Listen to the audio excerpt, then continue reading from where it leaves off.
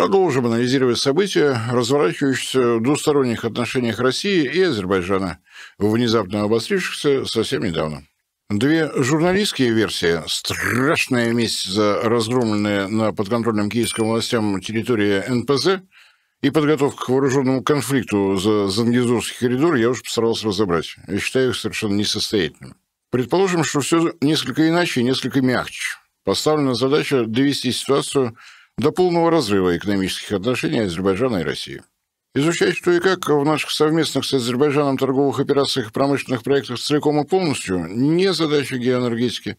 Я традиционно сосредоточусь на энергетике, связанных с ней отраслях промышленности и логистики. И, как обычно, попробуем анализировать без спешки и эмоций, даже если такой подход кому-то покажется излишне циничным. Чем в этих направлениях рискует Азербайджан, идя на разрыв отношений с Россией? Имеется газопровод Грозный-Баку транзитной годовой мощностью 2,5 миллиарда кубометров. Используется, причем достаточно активно, своповые поставки в Грузию на постоянной основе и ситуативный импорт российского газа при всяческих природных катаклизмах и прочих ремонтах на собственных добычных и перерабатывающих мощностях Азербайджана. Раз. Два. Поставки нашей нефти марки «Юралс» на Бакинский нефтеперерабатывающий завод имени Гейдара Алиева в объеме 1,7 миллионов тонн в год. Своей нефти, конечно, у Баку хватает, но использование только легкого и малосернистого Азерилайт – это остаться без мазута и прочего гудрона, без которых будет тяжело. Это для разминки. В журналистском стиле. В нем, как известно, все торговые и экономические операции проводят непосредственно государство. А там, где розовые пони в небе радугой не какают, практически вся торговля в руках хозяйствующих субъектов. За последние годы импорт российского газа непосредственно в Азербайджан, то есть поставки по контрактам «Газпром» СОКАР, State Oil Company of Azerbaijan Republic, ни разу не превышали 1,6 миллиарда кубометров в год. Это, очевидно, и есть максимальный объем ситуативного дефицита газа на внутреннем рынке Азербайджана. И для обеспечения энергетической безопасности важно иметь соответствующий оперативный резерв. Может ли государственная компания «Сокар» предложить не менее государственной компании «Боташ» Турецкой Республики? Долгосрочный контракт между ними предусматривает поставку 10 миллиардов кубометров газа в год. Кроме того, из Азербайджана природный газ идет на чрезвычайно турецкий нефтеперерабатывающий завод «Стар Рефент», контрольный пакет которого принадлежит компании «Сокар». Еще один оптовый покупатель азербайджанского газа в Турции – компания «Бейджен», которая является дочерней по отношению к компании «Боташ». Как гласит народная мудрость, курочка по зернышку, весь двор известно в чем. Справиться с «Сокар» не встретит ли его не самое жесткое пожелание существенного сопротивления?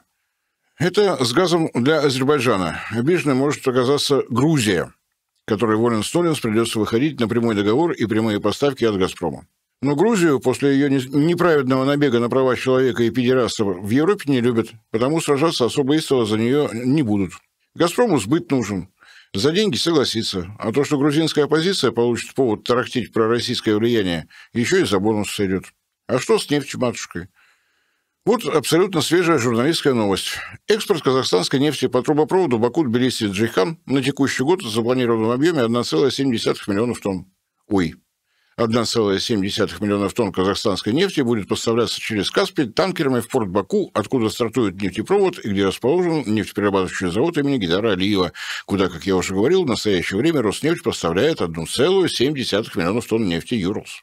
Сложно ли заменить эти 1,7 миллиона тонн «Юралс»? Характеристики нефти известны, а дальше обычная нефтяная арифметика.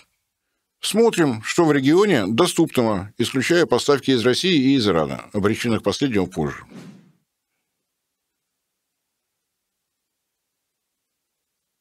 И что для такой замены требуется?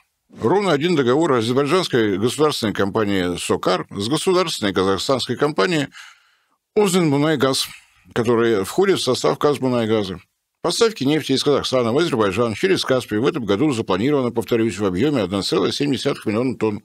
Из этого объема забронировать необходимый для НПЗ имени Алиева объем под нефть марки «Узень» точно не проблема. Будет чуть дороже, чем «Юралс», которая по нефтепроводу поступает, но точно ничего смертельного для Азербайджана, если считать, что целью демарша является именно разрыв экономических связей с Россией. Да, конечно, 90% экспорта плодовочной продукции Азербайджана идет в Россию. Но у нас уже, как известно, выпустили плодожорку, нашли в черешне косточки, а в нектаринах отсутствие нектара. Это финансовая потеря для Азербайджана. И компенсируется она финансами. Уж простите за режим капитана очевидности. Если подлинный автор азербайджанского демарша денежку найдет, то ничего катастрофического для этой республики не произойдет.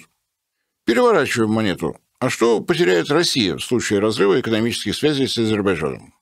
Ну, вот те самые 1,6 миллиарда кубометров экспорта газа. Не постоянного, а, как сейчас принято говорить, имеющего спотовый характер.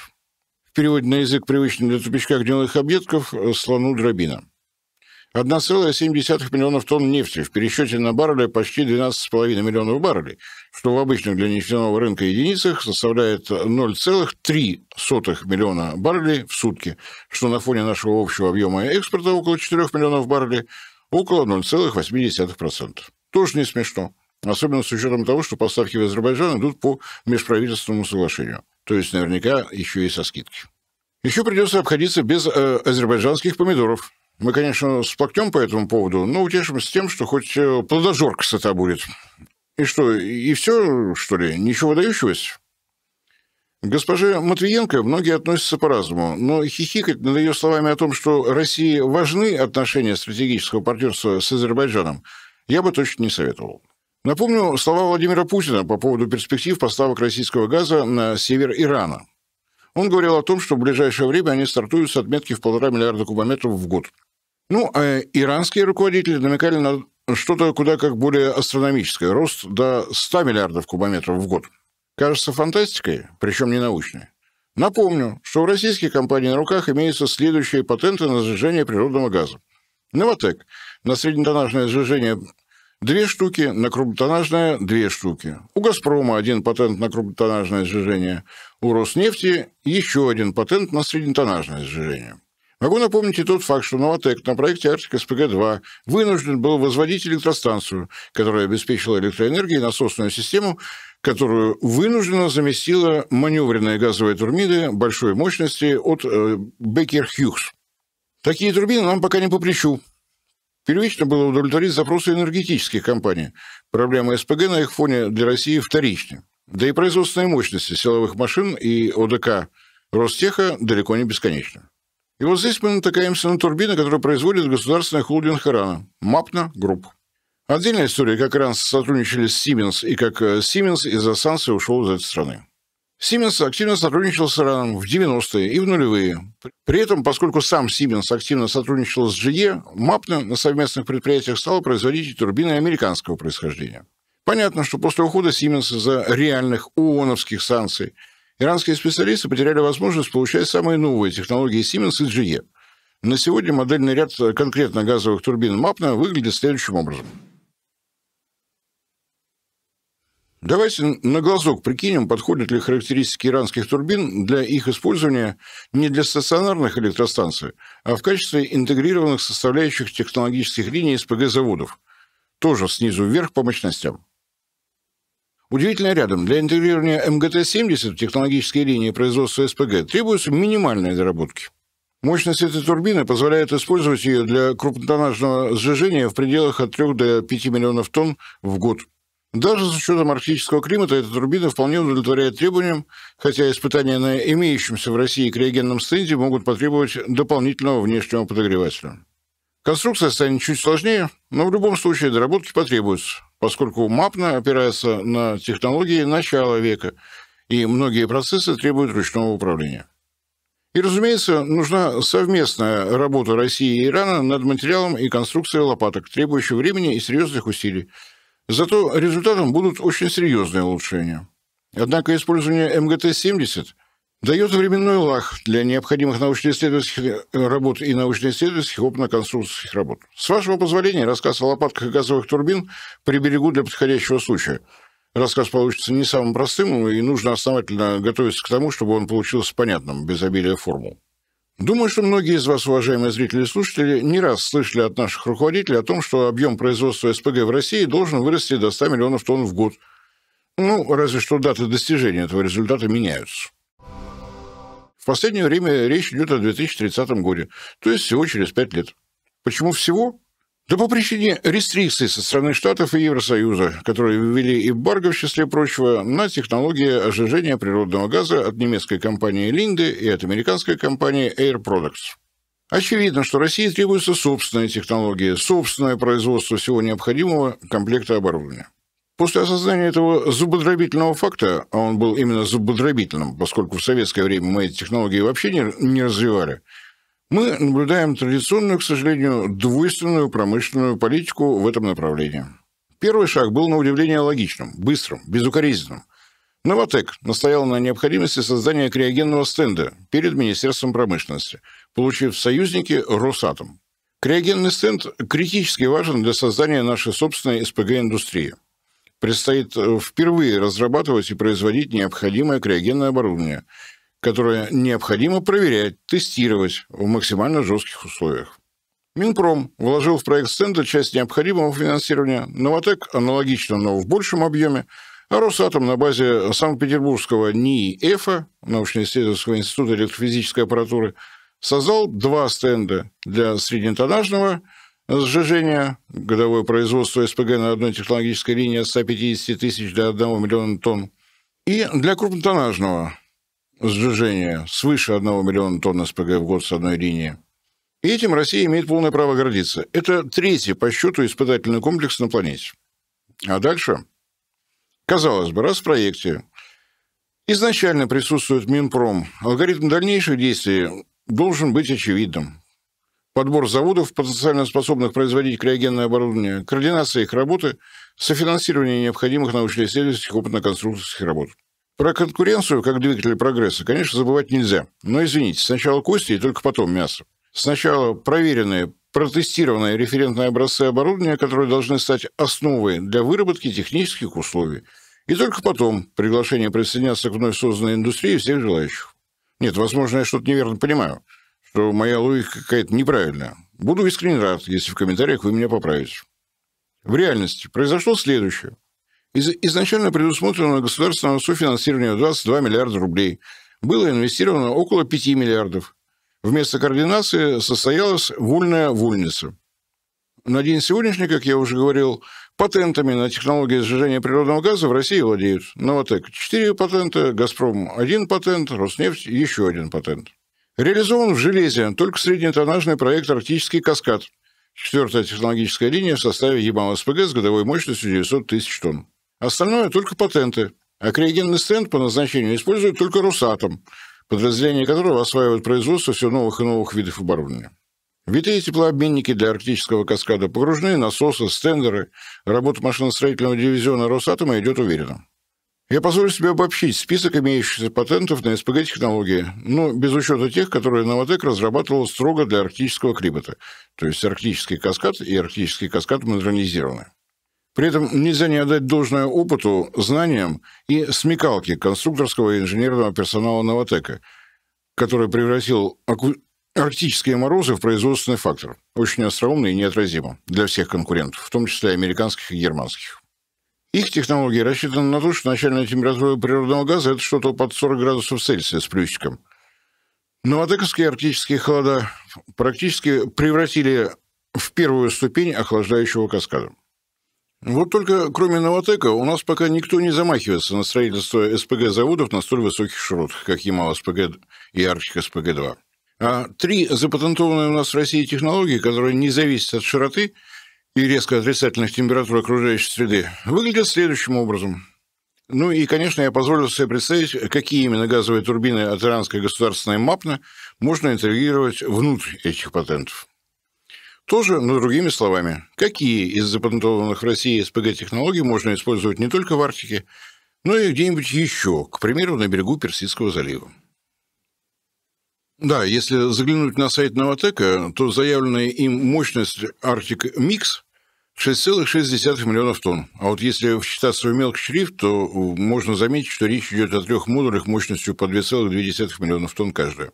И это тоже индивидуальная особенность «Новатэка», который намерен масштабировать принцип строительства СПГ-мощностей на гравитационных платформах, которые компания уверенно освоила при реализации проекта «Арктика СПГ-2».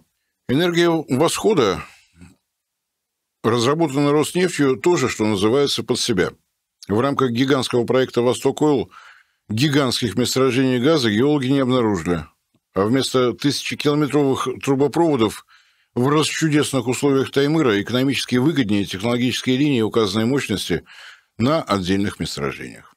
Если тема интересна, можно глубже погрузиться в технологические подробности, во всяком случае в те, которые находятся в открытом доступе. Но сегодня мы заняты поисками причин и следствий предпринятых Азербайджаном действий.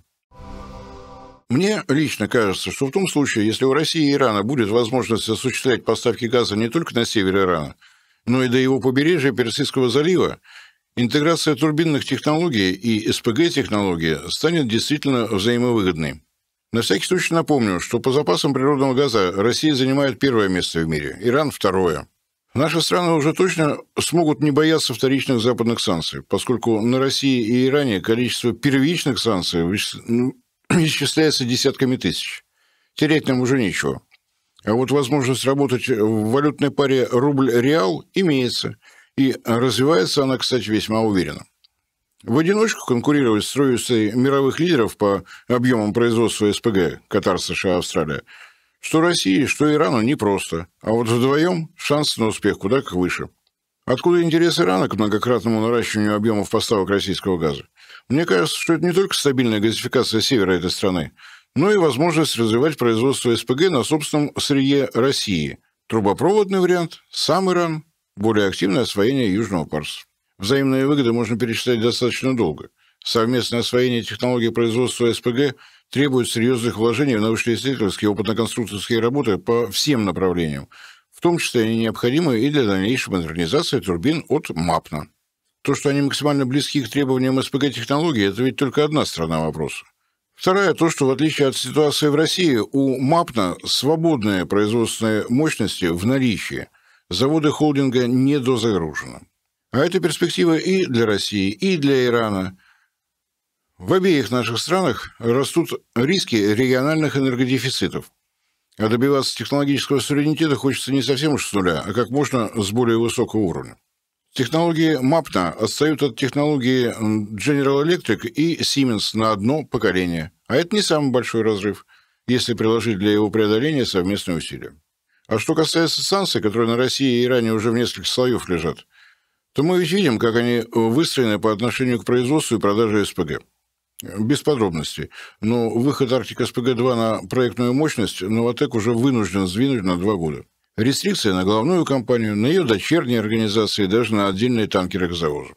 Запад будет продолжать давление в этом направлении. А вот придумать рестрикции на поставки не СПГ, а киловатт-часов электроэнергии будет куда как сложнее.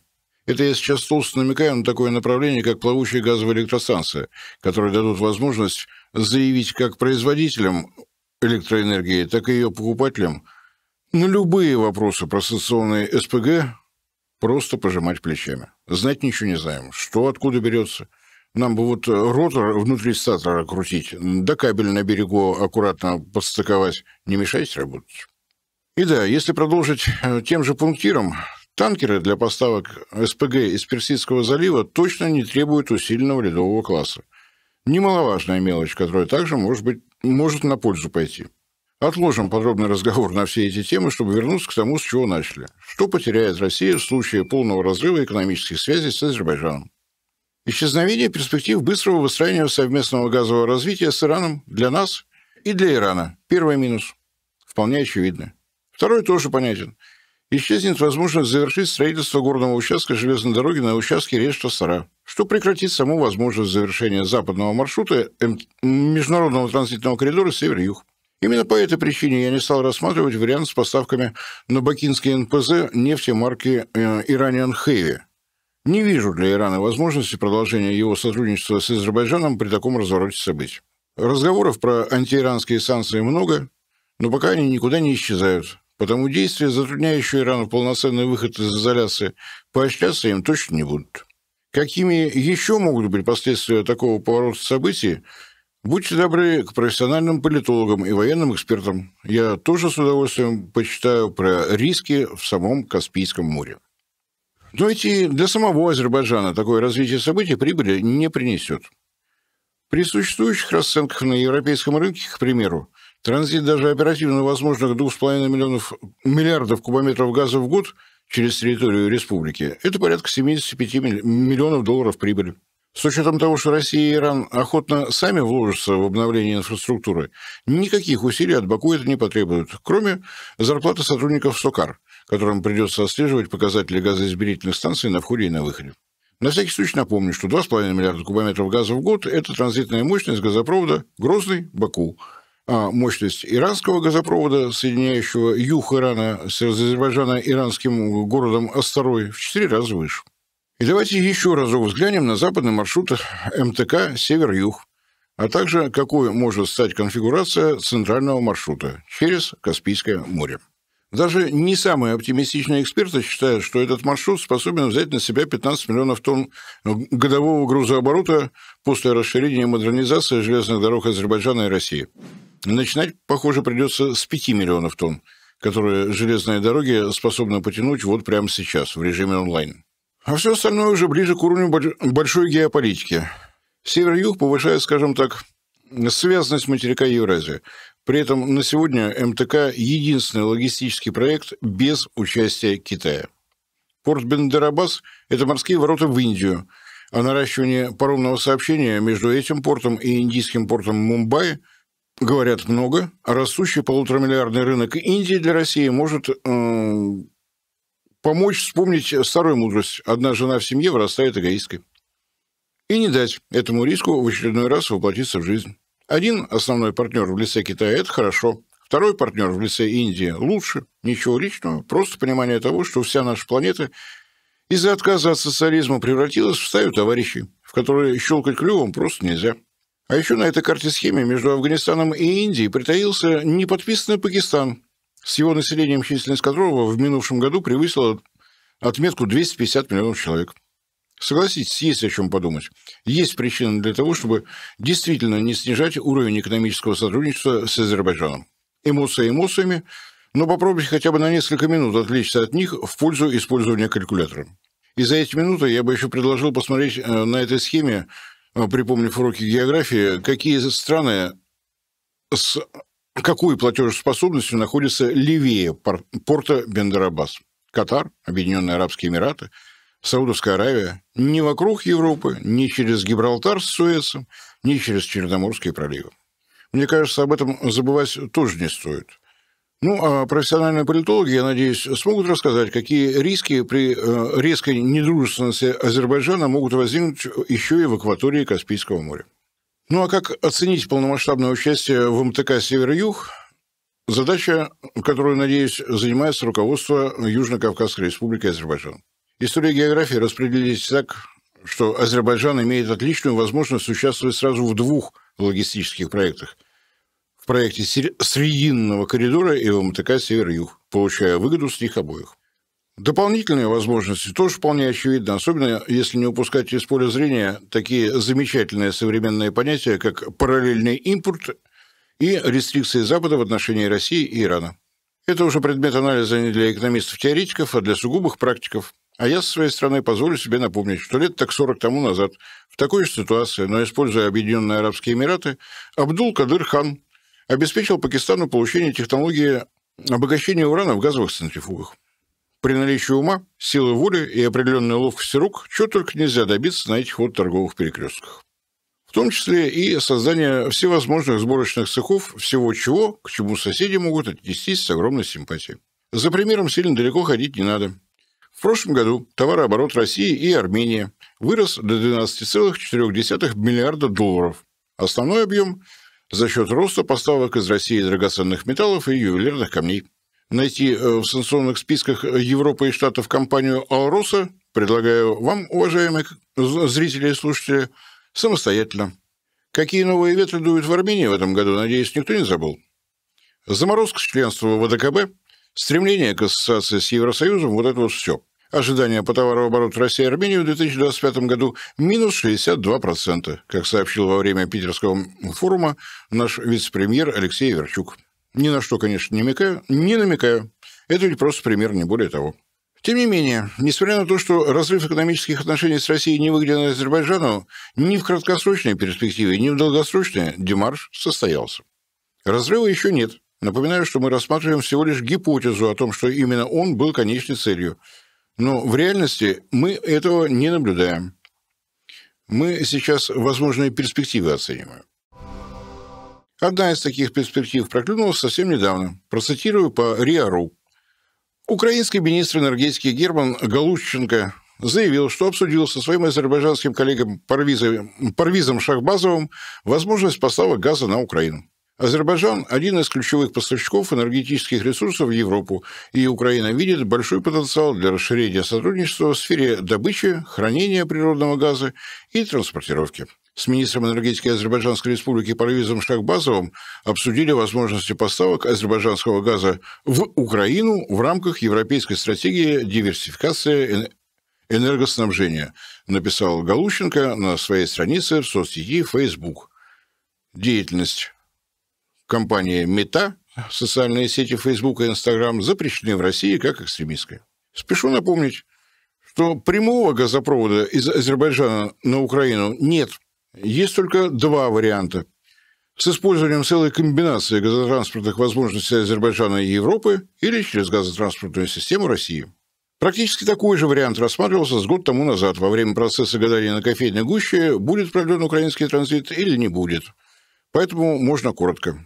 Поставки газа с месторождения Шах-Денис идут по магистральному газопроводу Тап-Танап с морского побережья Азербайджана на его континентальную часть, через Кавказский хребет в Грузию, по дну Черного моря на берег Турции, через всю ее территорию в Грецию, затем в Албанию, где труба снова уходит на дно, теперь уже Средиземного моря, чтобы вынырнуть на берег Италии. Мне кажется, что это самый сложный маршрут из всех имеющихся на планете.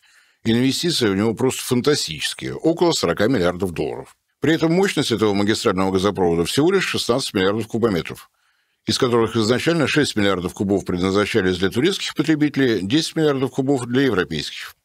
Вернуть такие инвестиции – весьма нетривиальная задача, решением которой Азербайджану еще заниматься и заниматься. А строительство дополнительного газопровода по такому же или подобному маршруту – это не научная фантастика, особенно в условиях отказа Евросоюза от долгосрочных контрактов на поставки газа.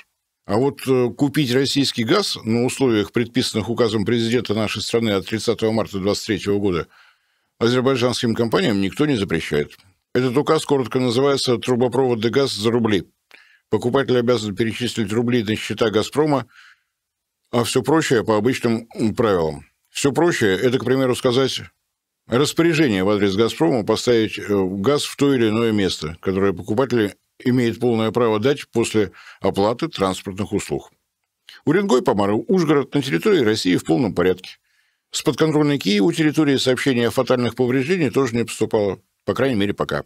Газоизмерительная станция Суджа, как известно, ликвидирована подчистую, а вот газоизмерительная станция Сохрановка на территории нашей Луганской Народной Республики в полном порядке. При таком варианте все участники сделок, разумеется, будут в курсе того, что речь идет о поставках российского газа. Но юридически ведь ничего подобного нет. Газ будет исключительно азербайджанским, так что глазки-то можно и прикрыть. Почему у пана Галущенко появилось желание закрыть глаза именно сейчас, летом 2025 года, тоже не секрет ни разу. Из минувшего отопительного сезона подземные хранилища газа бывшей Украинской ССР вышли практически пустыми. Закачать необходимые объемы из Европы уже физически не успеть. Так что проблема со зрением вполне объяснима. Выгодно это России или нет? Если говорить о моральной составляющей такой сделки, то лично у меня точно не получится ничего цензурного. Ну а если помнить о сложностях с поступлением нефтегазовых доходов в государственный бюджет России и о том, что армия и военно-промышленный комплекс должны быть обеспечены всем необходимым, тогда что? Отдельное спасибо и поклон в пояс тем чрезвычайно умным и деятельным специалистам, которые столь удачно охлаждают экономику России и завораживают нашу энергетику. Но ситуацию необходимо оценивать трезво. Такой маневр на данном этапе нам объективно выгоден. И это объясняет странность поведения Азербайджана. Ему требовалось максимально громко заявить, что он свой, он такой же антироссийский, как все потенциальные европейские партнеры, и Украина в том числе. Почему европейские партнеры тоже внутри этой комбинации?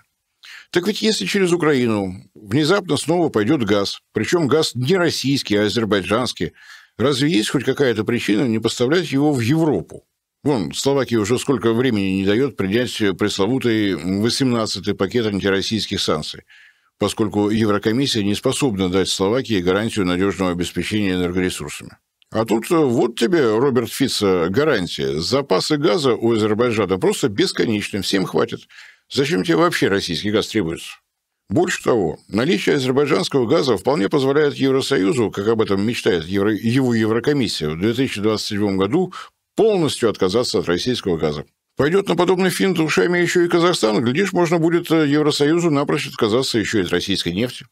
Казахстан не нравится? Ничего страшного. Кто на этой планете не знает о бездонных запасах нефти Грузии, Монголии и Таджикистана? Европа в подобного рода внезапных озарениях уже не одинока. Весной этого года первые партии китайского обогащенного уранового продукта уже стали появляться на американском рынке. Ну а то, что при этом Китай наращивает закупки обогащенного урана у Росатома, так это просто совпадение, не более того. Так что американские компании-владельцы атомных электростанций условия эмбарго на российский обогащенный урановый продукт, введенные Бодром Байденом, не только выполняют, но и перевыполняют. С чистой совестью, вывесив на входе в зал заседания Еврокомиссии девиз «Весь мир театра, мы застряли в цирке», евробюрократы хором зажмурятся на азербайджанский газ, монгольскую нефть, Папуа-Новогвинейский обогащенный уран и на что угодно еще. Поле маневров на фоне введения Трампа в 30% пошлин на европейские товары, необходимость платить в бюджет НАТО 5% от ВВП и поддерживать киевский режим у Евросоюза с каждым днем сокращаются. Жизнь захочет, не так раскорячится. Потому предлагаю не удивляться даже появлению сингапурского и никарагуанского угля на европейском рынке. В этом цирке все возможно. Верен предложенный сценарий или нет, мы увидим ближе к осени. И зависеть это будет от глубины газового кризиса на бывшей сильно употребленной Украине. Признаком того, что анализ оказался точным, будет состояние торгового оборота между Россией и Азербайджаном. А вот за этим можно наблюдать регулярно. Эти данные пока секретными не являются. По крайней мере, пока. Вот только весь этот сценарий далеко не единственный из всех возможных.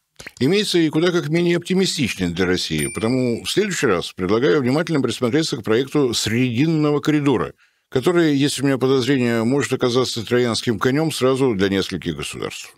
Продолжение следует.